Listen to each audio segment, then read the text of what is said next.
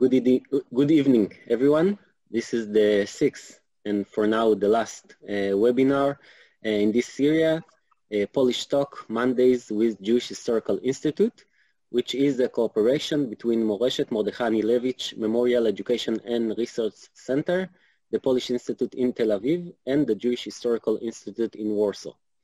This evening, we are hosting Alycja Murachkovska.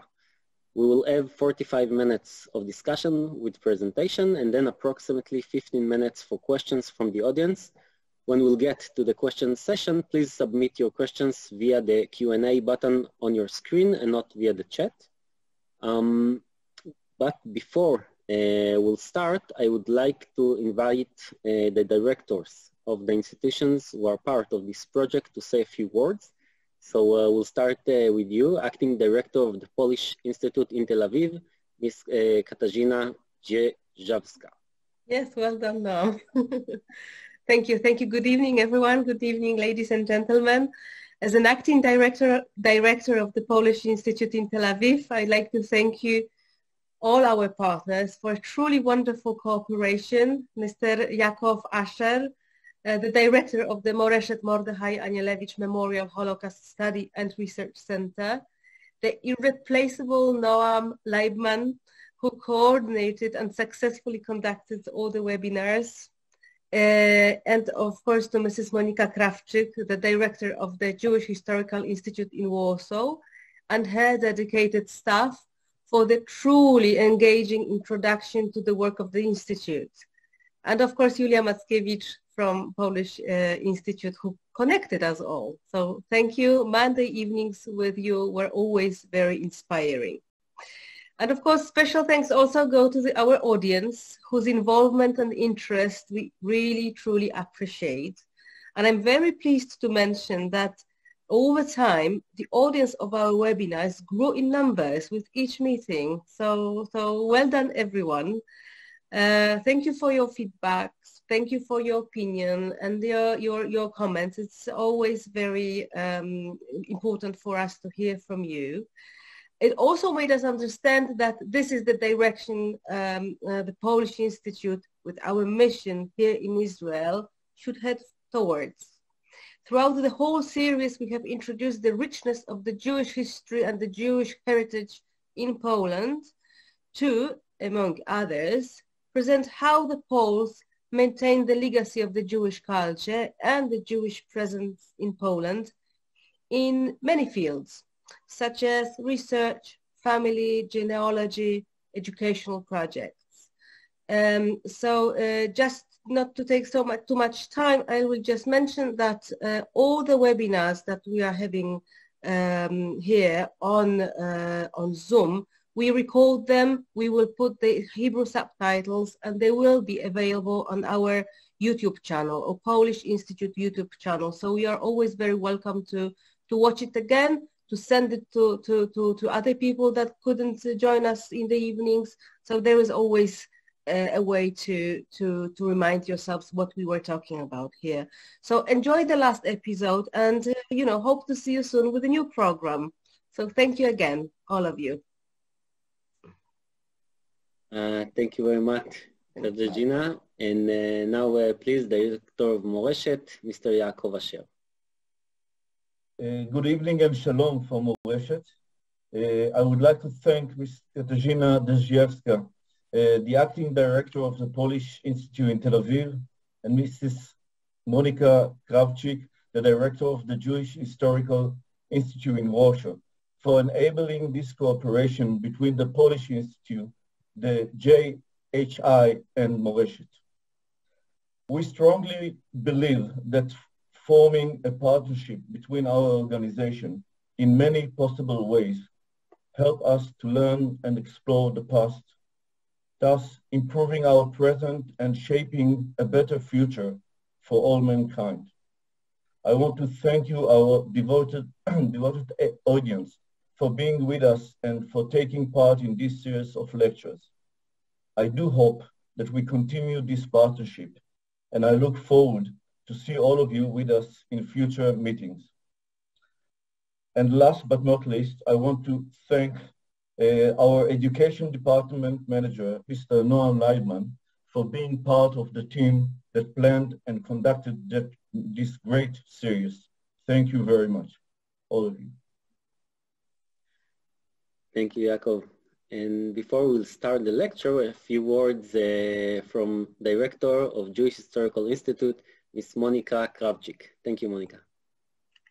Shalom lekulam, and it's a pleasure and honor to be here and joining everyone. And I'm very happy that we can form this special partnership between Morszet Anielévich and Polish Institute in Tel Aviv, and also us joining from and connecting from Warsaw, Poland. It's extremely great to be here with everybody and to contribute to such important project that is sharing information and education and the most humanitarian values that are so dear to us. And I believe that this is only the beginning of our great cooperation and spreading more and more information. And most important, the cherishing the result of this project, which is friendship and understanding and coming to the table together and trying to understand how the history was shaped and how we can improve it and for the best purposes. And hopefully we will be able to meet in person very soon as then we get all vaccinated and the pandemic would hopefully end, and we'll share these special moments in person. But we are also grateful for the technology connecting us and maybe doing something and contributing to things that were not imaginable in the past. So I would like to thank very, very much our partners and our audience, and we are looking for more. Thank you so much. Thank you, Monica, very much. And now to our lecturer, who did a lot. Alycja Murczkowska is a sociocultural anthropologist, a PhD candidate at Warsaw University, graduate of the Institute of Ethnology and Cultural Anthropology at the University of Warsaw, where she taught classes about Jewish heritage. She also holds a postgraduate degree from the Faculty of Architecture at Warsaw University of Technology. Currently, she is Deputy Head of the Heritage Documentation Department at the Jewish Historical Institute, a specialist in documentation, preservation, and commemoration of Jewish heritage in Poland. Cultural anthropologist in heritage and memory studies. She is the co-founder of Voluntary Task Force for Preservation of the Jewish Cemetery in Warsaw and of the Foundation for Documentation of Jewish Cemeteries in Poland. In addition, previously she has coordinated the research grant, research and documentation of Jewish war graves and killing sites in Northeast Poland, founded by Claims Conference. Good evening, Alycja. Thank you for joining us. And I'll start with the question, if you could describe your work at Jewish Historical Institute, what does your field or department exactly deal with, and how this field was developed in Jewish Historical Institute? A very good question, very wide question. First of all, of course, thank you for inviting me to participate in this meeting.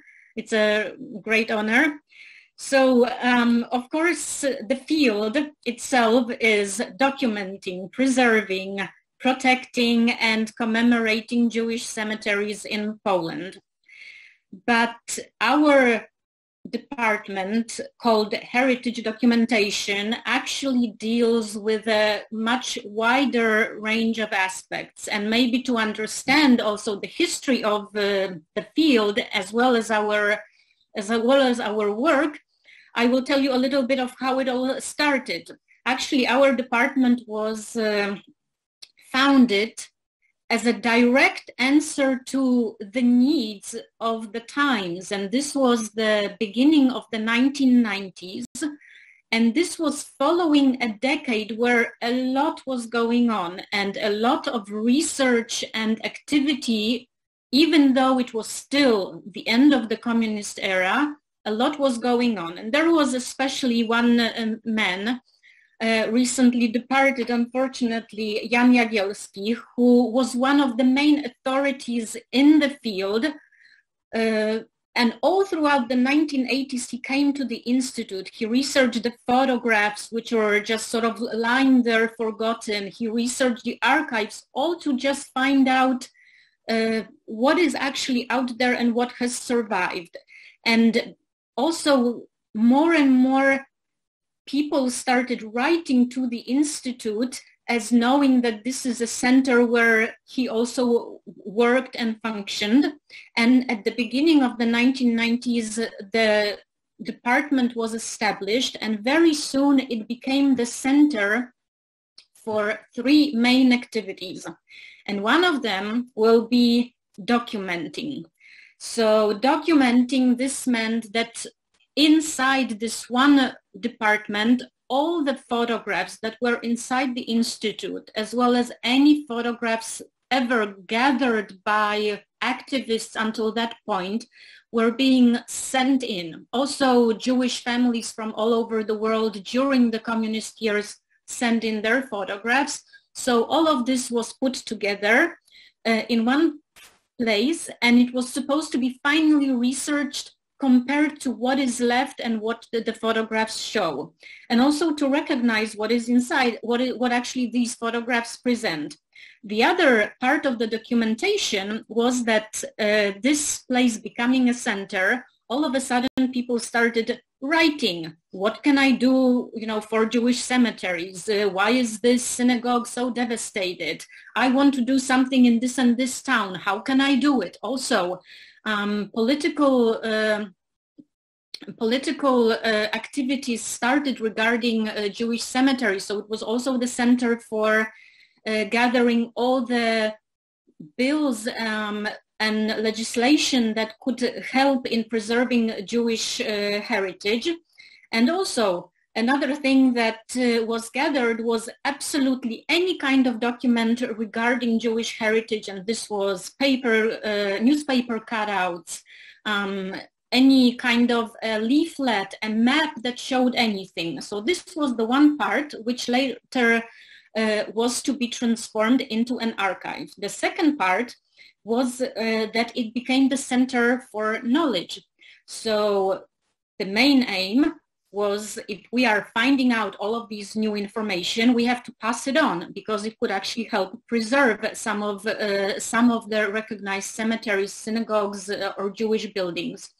And it also became a place for connecting people. And this has been its greatest tradition, I would say, because it was the place that you could turn to, where you would get all the answers for all the questions, how to do something or what something means. Also, we always negotiated the best ways to preserving different landmarks. And of course, the third part of all of the actions was research. And research was conducted in archives, but it was also field research. It was that specialists working inside this department or cooperating with it, they went out into the Polish provinces and documented whatever was left. This is why we have a very, very large collection of documents from the 1990s especially. But going back to our field, and this is cemeteries, it is the truth that throughout all of the years that we've been working, cemeteries somehow had a very, very special position in the hearts and in the interests of the specialists working there. And here is why. First of all, they are beautiful. They were just simply amazing, beautiful places with old tombstones, the only remains of something old in many places in Poland. It was unknown symbolism and inscriptions on the tombstones, and they seemed worth documenting. So also people started learning Hebrew on their own to translate these inscriptions. And what came out was that, of course, tombstone inscriptions hold the most important information, and this is the information about the deceased, the Jewish deceased, which mainly in Poland were anonymous because all of the archives burned. Most of the Jews had perished during the Holocaust. So all of a sudden, the tombstone was seen and appreciated by the workers of the department as a unique historical document that we can get all this information out of. And another very important aspect was that the Jewish Historical Institute, although it being, of course, a governmental state institution, it has always been also a Jewish institution, and the decision was to always stand sort of on the guard of Jewish law and traditions, especially regarding cemeteries. And why is that? Because simply they are cemeteries and we have people who are buried there and their remains need to be protected. So very quickly, for example, in the 1990s, absolutely first conferences were organized for landmark preservation officers at that time, and they were educated the value and the meaning of a Jewish cemetery and how to inventory that cemetery. And also lectures about the halacha, so why the cemetery is so special, what status does it have in Judaism, and why should it be protected.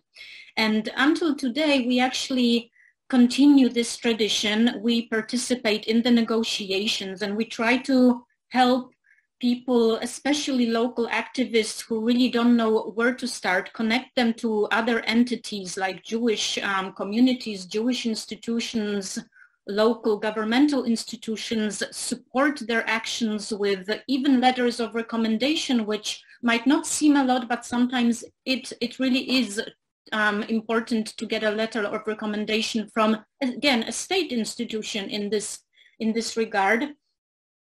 And we help, for example, with finding the right form for commemorating a Jewish cemetery so that the project does not interfere with the remains resting in certain spaces. We also help to write the inscriptions. Some persons who know Hebrew in the Institute translated into Hebrew. And the final task that I would like to mention here is because, of course, changing times and people connecting online and so much information being online, we no longer collect so much all of the data, but we are now at a very important task of actually turning our great archive of absolutely thousands of documents, and I would say about 200,000 photographs, into a digitized archive. And this is something that we have just begun work on recently. And hopefully all of these documents will be at least partly available online, but they will be also protected and conservated. A very important last part of my answer regarding cemeteries. We have right now also began writing down inscriptions from historical documents and historical photographs of cemeteries, knowing that most of the tombstones no longer exist. So the photographs from the 1960s, 1990s are, again, they are the photographs of the only remaining document being the tombstone of someone's existence. So this is basically how it all evolved and how it's progressing right now. Thank you very much. In the context of our subject, can you see any changes within the transformation from the communist era to democracy? I can see mainly changes, but of course our institute initiating the work of our department was one of them, because the institute used to research mainly history of Jews before the war and also of the Holocaust, and our department researches contemporary life. But I think maybe this is a very good moment to explain what happened to Jewish cemeteries in Poland, so we understand the importance of the shift to democracy. I would like to show you a few photographs from our collections as well, maybe to explain the context a little better.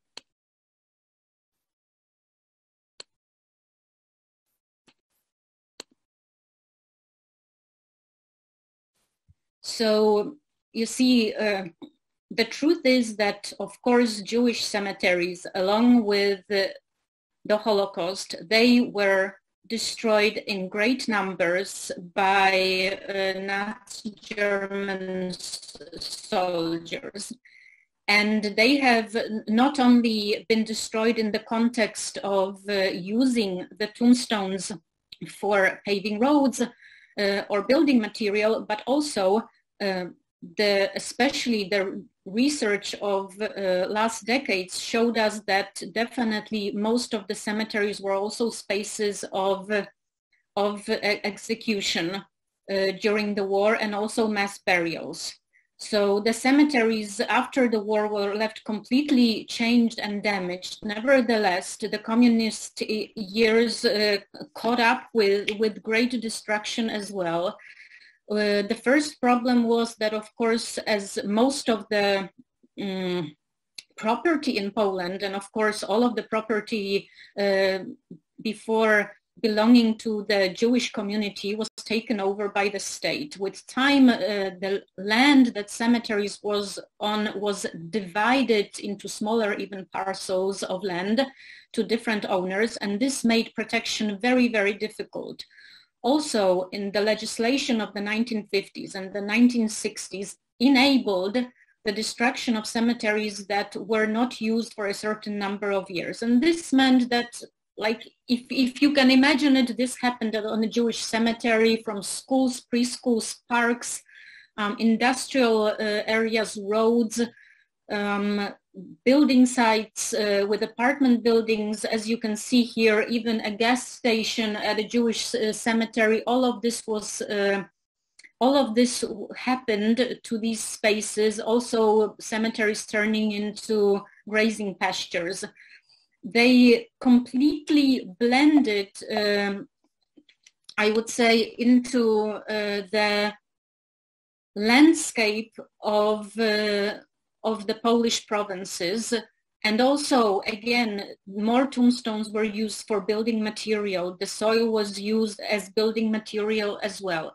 And this destruction, it went on all throughout the communist years, because there was no one who could take care of it. There were some correspondence from the Jewish organizations asking in different particular cases not to destroy the cemeteries, but they usually weren't very successful.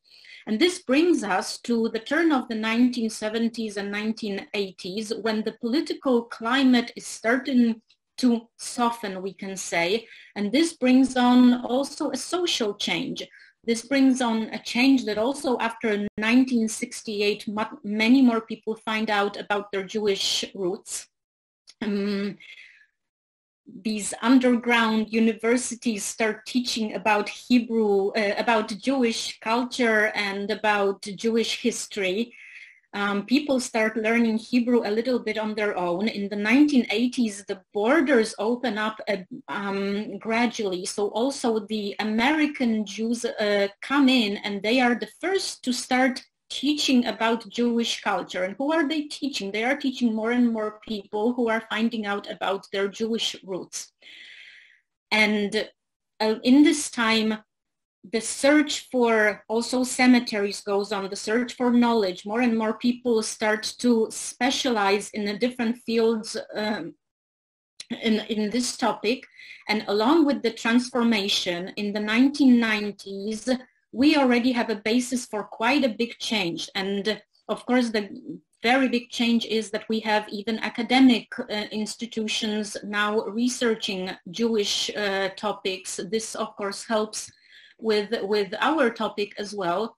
But one of the main differences was enabling the Jewish communities to revive, meaning, and this is simplifying it greatly, but just simply recreating Jewish communities and institutions, and also creating Jewish organizations such as the Foundation for Preservation of Jewish Heritage, later on the Rabbinical Commission for Protection of Cemeteries, to actively take part in protecting cemeteries. This is, of course, also defined by a legislation act that came out in 1997, allowing Jewish communities to apply for restitution, meaning become owners again of their property, and of course cemeteries being these spaces connected, of course, with the Jewish remains resting there, connected with the end of Jewish life, the Holocaust.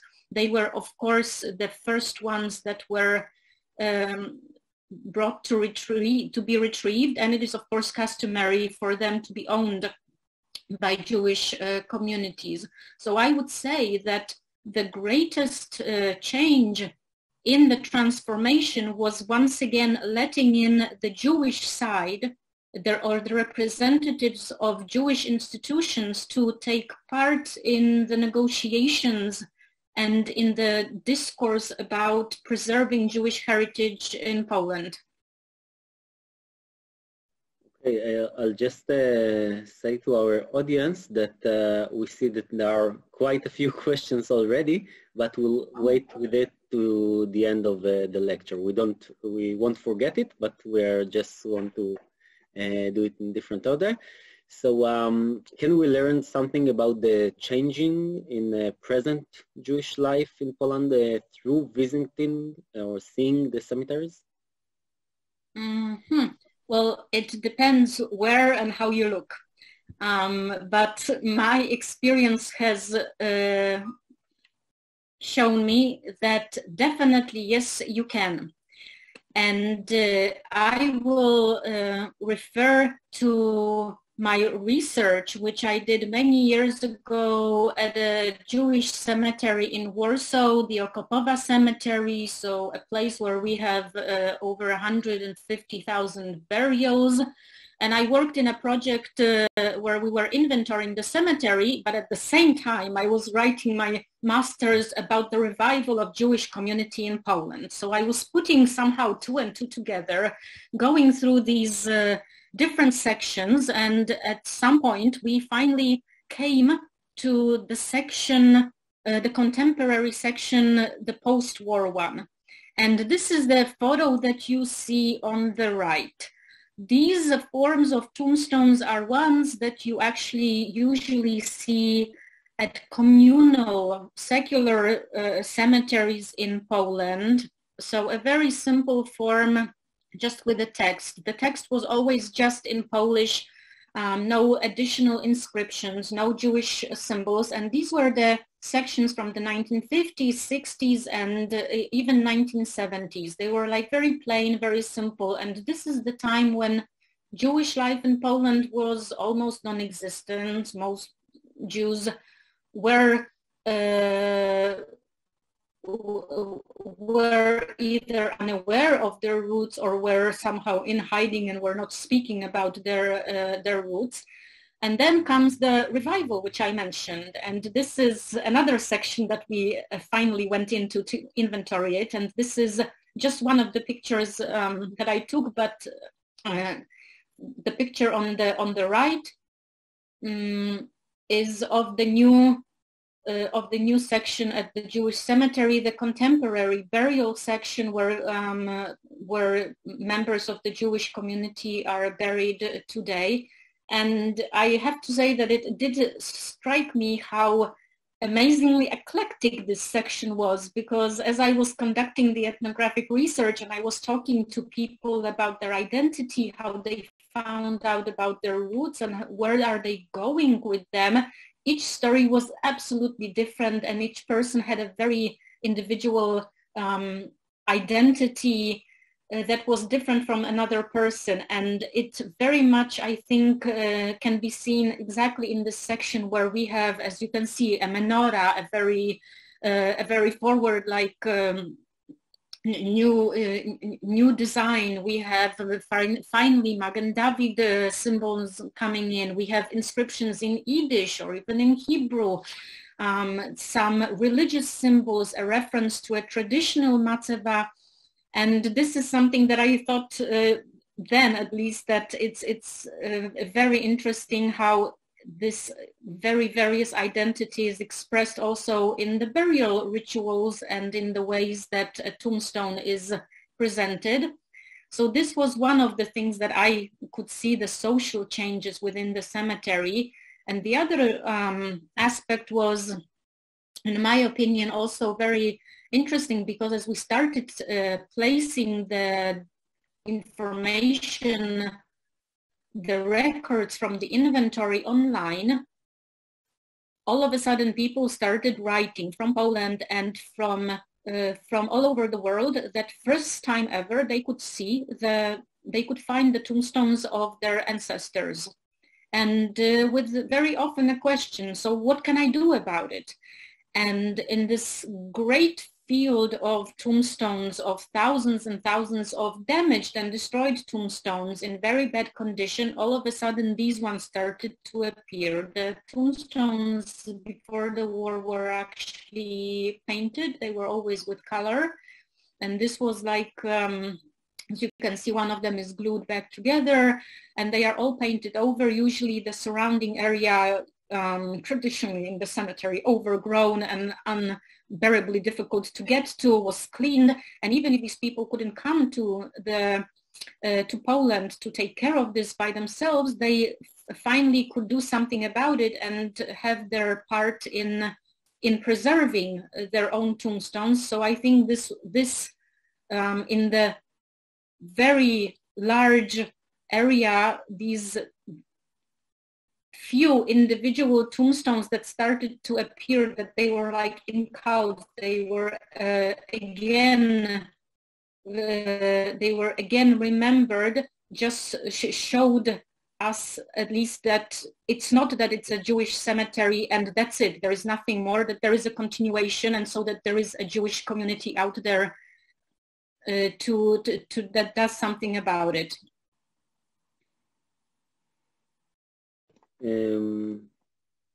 What activities have been made to commemorate ruined cemeteries? A lot of activities have been made, but this has to be emphasized that your question about commemorating, it's of course very different from protecting. So I will, of course, tell you the story of how I see the commemorations happening in Poland, and also maybe the trend or why there is a focus on certain aspects. Commemoration of Jewish cemeteries in Poland actually started right after the war. The people who survived the Holocaust, in many cases, they came back to the towns that they came from. And as I told you, Jewish cemeteries were places of execution, of death as well from the war. And you see, the people who came back, they knew the direct story of what happened in a certain town.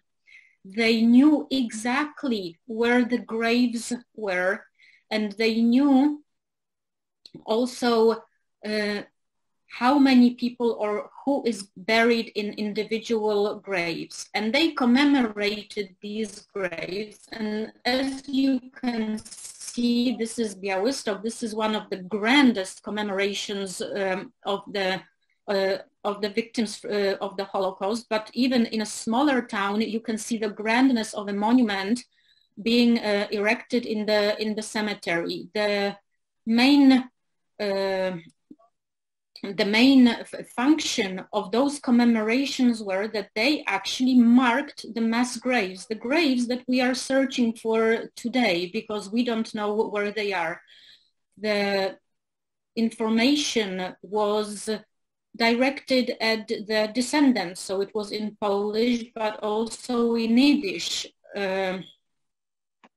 and it did tell the exact number of persons who died, and this was very important, especially following the communist years, where many of the historical and political discourse distorted some of the information. And as you see, the photo next to it is a monument rebuilt in the same place many years later, because unfortunately, in many cases, right after the Jewish delegations left Poland, in many cases these grand commemorations were destroyed. And again, throughout the decades until practically 1980s, 1990s, this was it, and not really many monuments were constructed. In the 1986, this is a photo, but this was already a period of time where many activists, as I mentioned, were working on Jewish cemeteries. And again, I already mentioned that there was a very grand value put on tombstones as the last tangible remains of Jewish culture. So for many years, Jewish tombstones were retrieved, collected back, gathered from local spaces, and there was a name to protect them. So what can we do if there is just a cemetery there and we need to erect a monument? How to go about it? The borders and the boundaries of the cemetery are unclear. So yes, we go into a symbolic monument that has to, in my understanding, have all the functions. It has to mark the cemetery, the remaining fragment of the cemetery. It has to have the information about what happened in a certain town. It has to commemorate the Jewish community. Usually also it commemorated the Shoah. And it brought us to a situation where in Poland we can really find unbelievable shapes of what we call a lapidarium, which is a monument built from certain remains, in order also to protect and preserve these tombstones. And again, this is something that, of course, it's amazing that it was done. It was done with great effort.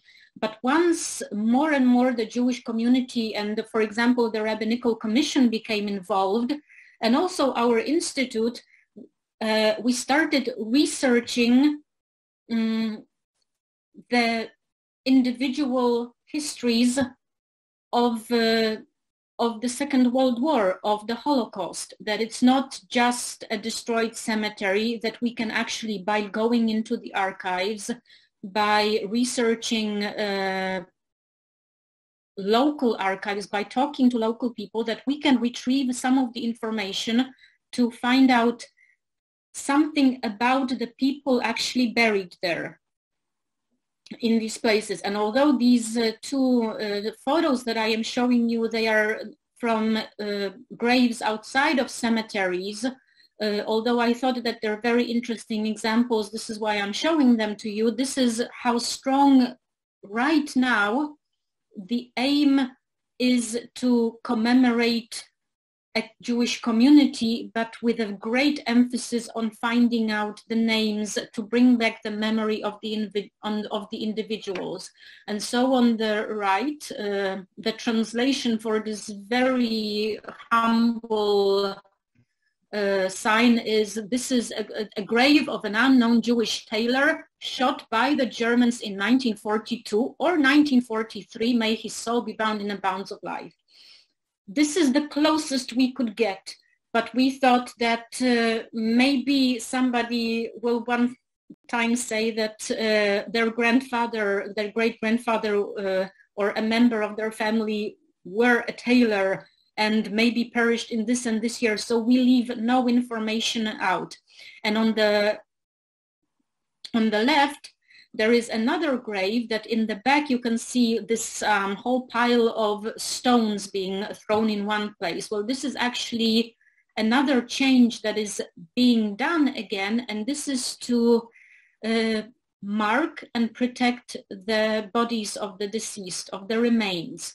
And the memorial tombstone that has been also erected, it doesn't even sometimes have surnames. It just has any names that we could find. And again, this is an idea to let the commemoration, of course, correspond with the descendants. And this is why today we translate all the Polish inscriptions into Hebrew. So of course, people who are Jewish and come to Poland can actually read this kind of a commemoration. So these are the two trends, but all of this is actually very difficult for example, local activists who want to do something to do by themselves, to come up with a form. How should a Jewish cemetery be commemorated? And for years we, as a Jewish Historical Institute also, we participated in these negotiations and discussions, how a Jewish cemetery should be protected, but then how should it be marked if it cannot be protected? And a solution was found with this one sign that was initiated by the National Institute of Heritage, to just give an option of this kind of a mark that you can put anywhere, even if there are no funds, on a wall, on remaining wall of a cemetery, or on just brought in some kind of a monument or a stone, to mark these cemeteries in a easy way. And also this is supposed to be a kind of an information that, you know, the higher power, the governmental power, is also taking these cemeteries into consideration as national landmarks. So this was the main idea, and we will of course see how this idea comes out. So far, from everything that I see in my work, there is still great emphasis on finding the names of the individual persons buried in different cemeteries. Okay, I'll start to combine questions from the audience with my questions, because under the same subject.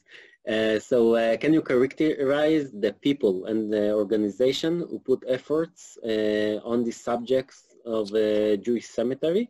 And also someone asked that she knows that there are Poles volunteering in preservation activities of the cemeteries and other places related to Jewish history in Poland. And can you elaborate about this activity and its influence on local population, if any?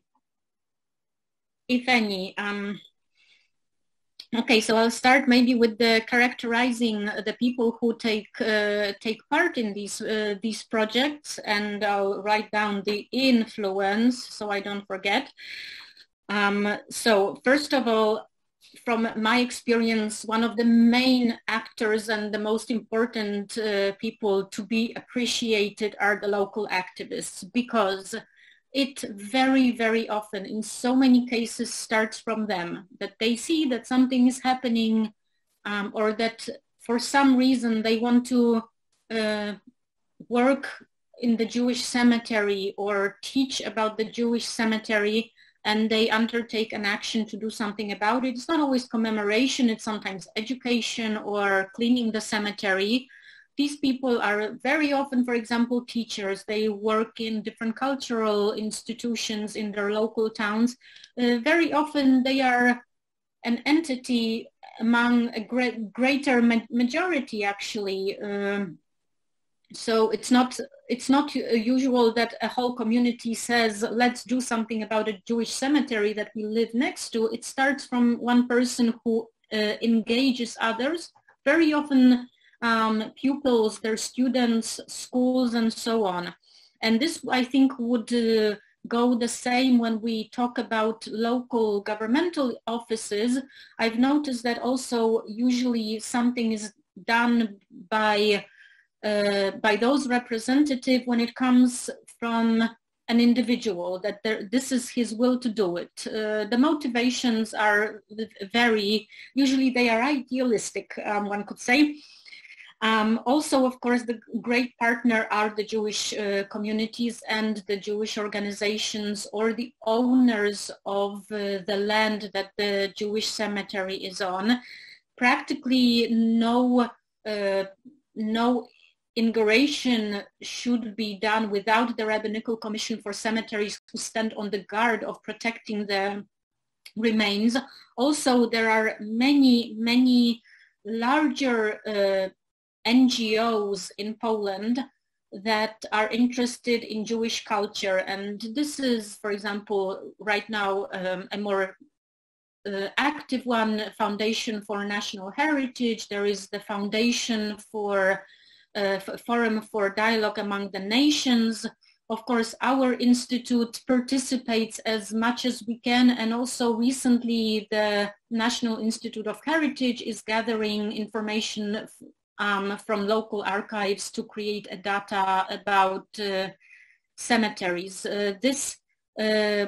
This actions within local spaces, how they influence the community. Well, this very much, first of all, of course, depends on the community, but this depends on how we carry out these actions. And this means that throughout many years of experience for me and also for many of my colleagues that I worked with, it shows that you have to work with the community on every level. So, for example, if we are planning to build a monument, let's involve the local craftsmen. If then they will feel that this was done by their own hands, that this is also their own somehow tangible heritage. If we are having an unveiling ceremony, we have to invite the youth, the local governmental representatives, the priest as well, to say a few words. So the influence will only be seen by the efforts put into all of this work. But I would say that the great question is the maintenance of the Jewish cemeteries after these actions are done. And this is one of the hardest questions, because it involves like constant contact and constant education activities, which of course will depend on how the cemetery is treated within a local area. Okay. I would just one more thing. Also, of course, it very often depends on the charisma, I would say, and the likability even of the local activist, how much he is able to do and pursue within local governments. So they also take these spaces under protection. Okay, I think I'll stop for a second with my questions, since there are many questions from the audience, and I would like to give them the opportunity. So maybe we'll start with a short one. Is there a map or a list of the graves in Kielce Cemetery? You know what? Is there a map?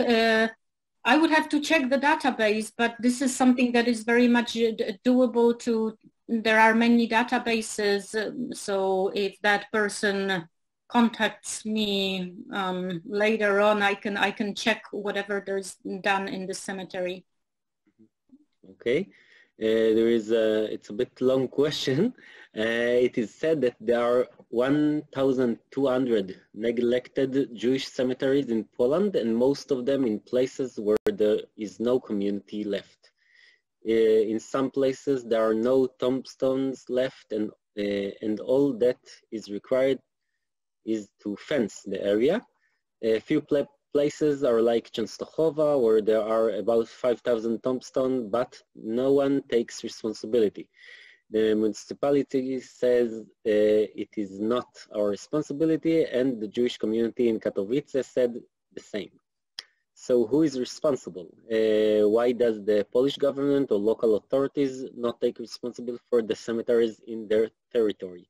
I don't know if you know to answer this question, but maybe you can address it. Yes, it's a very good question, and it's a very frequent question, and it's a very difficult question to answer because we have all been approached that, like, why isn't anybody doing anything?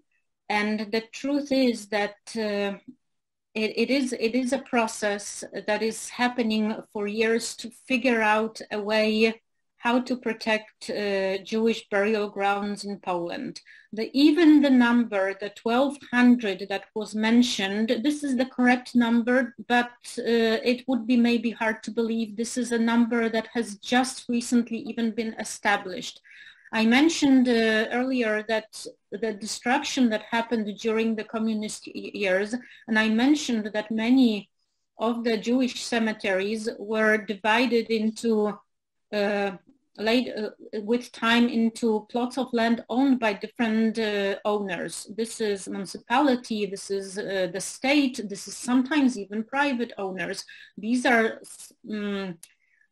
spaces which have been already built on, meaning that if we have a school somewhere or a road, all we can now think about is how to figure out a way to bring the Polish legislation to accept the Jewish tradition of not touching and not moving Jewish remains. So I can say this, the responsibility in one extent has been taken by some Jewish organizations who are fighting as much as they can to preserve the remains, because if we cannot preserve everything, but the remains, the bodies of the deceased are the most important ones. They are being, I would say, led to speak by, they are invited to all the negotiations, but in absolutely every single one of those cemeteries, and this is a large number, the solution is different due to what happened in that one area that we're talking about. The fencing, yes, the fencing happened, the fencing of the cemeteries happened in many areas in Poland, but in most cases, this is actually a fencing of a symbolic area. And we asked the question, what about the rest?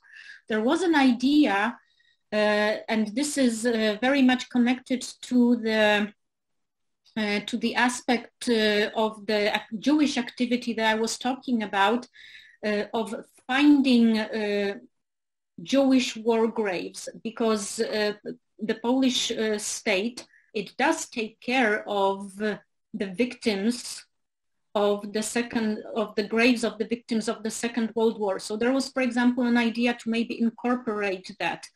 But I would say that on smaller local levels, there are a lot of people trying to take responsibility and still negotiating. But yes, the truth is that it is happening one by one.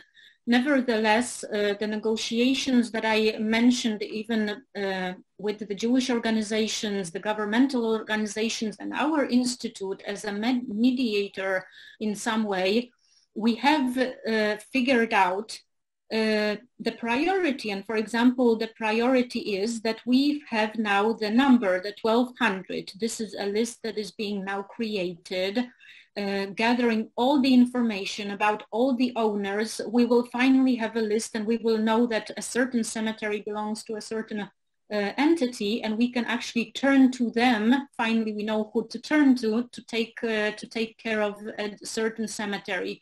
So hopefully it is still a process, but of course,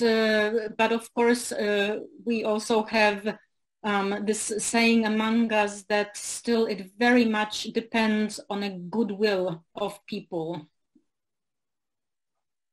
Okay. Does anything done with regard to mass graves, for example, in the Okopowa cemetery in Warsaw? What a good and current question. Actually, there is now work being done in the Okopowa cemetery, and there are projects and there are negotiations how in the best way renew the monument that is there, we suspect that there might be more than one mass grave within the Okopowa cemetery, but there is one that is definitely recognized, and work has just started. Our institute actually also is participating a little bit in finding out some historical information and discussing the form. So yes, I think that will be done very soon. It's done by the Jewish community and the Foundation for National Heritage, and they are working on a project to honor this place in the best way possible. Can you tell about one or two examples of projects of renovation or preservation of cemeteries, and what is the process of such as projects? What is the process? Maybe I will start with answering that question, and then I'll move on to the example. Maybe this will be a little easier. So the process, it has already been mentioned a little bit, but of course it will incorporate all the things that we have so far talked about. And this is starting with the research, finding out the historical boundaries, finding out who the owner is. This has until recently been quite complicated in many cases. Of course, starting from this point that depending on who the cemetery belongs to, we have to include this entity as our partner. So then getting the right permissions to even either fence a cemetery, this isn't always necessary, or to build a monument. This is the most common action taken. And of course, great difficulties finding financial partners, but people who initiate these actions are often local NGOs or local activists, or sometimes they are descendants of Jews from a certain town. So this is where the process of connecting partners happens. So looking for funds and working with the Jewish community. So everything is kosher, I would say. With the rabbinical commission, so nothing is done in a wrong way, looking for historical facts about the Jewish cemetery. It's sometimes very often to establish what happened to the Jewish cemetery after the war, like how was it parceled into parts. And then, of course, deciding on the form of the monument. It cannot be something that interferes with the ground, with the soil, with the remains. It has to be something that, of course, the inscriptions are the truth, that they are meaningful, so they are the actual text of memory within this local space. So all the people are working together on this, and then again I said, finding local craftsmen and getting the community involved as much as possible, inviting, as I said, everyone to the unveiling of a monument. And then comes, of course, the cleaning and the education activities that should go along with it, for example, in schools. And then the hardest one of all is the maintenance. And I think that maybe because I already told you a little bit about the process, I will now tell you about the maintenance on one example. And this example to me is quite interesting because the cemetery went through everything that we have talked about. It was partially destroyed during the war, then in a greater extent after the Second World War. And this cemetery is the second cemetery in Warsaw, on the other side of the river, if anybody knows Warsaw, in a bit of a difficult district surrounding it. And you see, in the 1980s, there were great plans to do exactly what I already said, that a Jewish organization, the Nissenbaum Foundation, in cooperation with different activists, they decided to commemorate this cemetery and to protect it. And also they had to deal with the fact that many of the tombstones were taken from the Jewish cemetery and used as building material. And in the 1980s, as you see, a grand, beautiful entry gate was built with a monument inside. Some of the tombstones were re-erected as to show that there is a cemetery inside. But most of the cemetery looks exactly like this. This is thousands and thousands and thousands of tombstones just lying there like sort of the domino place. And now comes the maintenance. In the last decade, the Jewish community was able to retrieve this cemetery, and it is now owned by them. But again, this isn't actually, they weren't able to get back the whole area of the cemetery. The fenced area is actually only a part of the area where the tombstones are. The cemetery was much larger, but at this point it's been destroyed. It's a parking place or a road, or there are installations inside the ground. So the Jewish community, after getting this cemetery back, thought, what can we actually do to maintain it? There were also, the fence was being destroyed. People went inside to, drink alcohol because nobody will see them there. They were destroying some of the tombstones, a lot of vandalism. And so recently, that's someone knocking on my door, but never mind. But recently, actually, the Jewish community took upon itself to sort of try at least to have an idea for maintaining the ground. So as you see, they have to deal with the constantly growing shrubbery and greenery. They have to, seeing that this is one of the most important things to do, document the tombstones, because within these tombstones we have the missing genealogical link of Warsaw Jewry in the number of thousands. Imagine how much information is there. So they are trying to inventory it. As you can see, it is not easy. They are trying to, by thinking of different ways of commemorating it, they have to keep on searching for the exact places where burials were held. So this is what you see on the right. With a georadar, there are non-invasive research is being done.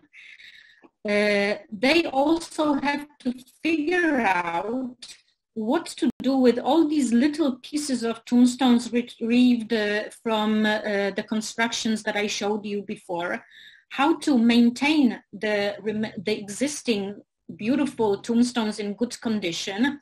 And finally of all, and this is like the last step of something that we hope that one day will happen in most of the cemeteries in Poland, all the area in the right photograph that you see is the land that was finally acknowledged also as a Jewish cemetery. It has also always been a cemetery. It has been fenced, and there has been some bushes planted because it's very easy to get over a fence, so that nobody walks their dogs anymore on someone's burials. That there were archaeological excavations done here in a very delicate manner to confirm that definitely this is still a cemetery, and it was confirmed that it is. So all of this gradually, but you see, started in the 1980s, and today it's 40 years later. All of this is gradually being done by the Jewish community in Warsaw, which is one of the more active Jewish communities when it comes to being able to maintain their cemeteries. So this is the process, and as you can see, it's not easy going between the most important, preserving the remains, and on the other hand, taking care of the tangible, beautiful tombstones, which are incredibly also expensive to renovate. Well, we have already lost the time. but maybe it's important for our audience to know which databases are available for people who would like to search their relatives or want to learn more about the cemeteries and the Jewish community that related to different cemeteries, because there are also quite a lot of questions that refer to very specific information. Maybe it can be helpful for people to know. Okay, so very quickly, especially for English speakers, I think the Jewish Record Index in Poland is the most important database simply because it has in the recent years incorporated other databases, and also it gives access, or it sends off to a certain selection of records in local archives. So this is the best place to start with, and it will of course refer to different ones. And of course, if there are any questions, I would be happy to answer them also. So on our website, there is an email to our department. Also inside our institute, we have a genealogy department who also helps in various searches when it comes to family genealogy. Okay, maybe we have 2 minutes for, there is a question that repeat from different people. Oh, I don't see them. I don't know why.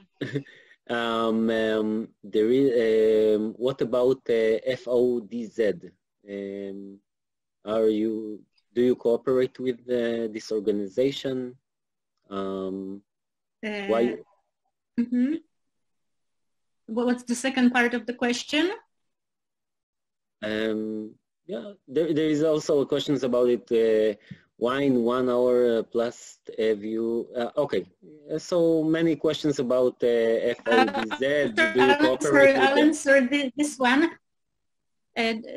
Well, of course, it's a very important organization, so some cooperations has always been present, but I am actually the director of our institute, used to be the director of this foundation.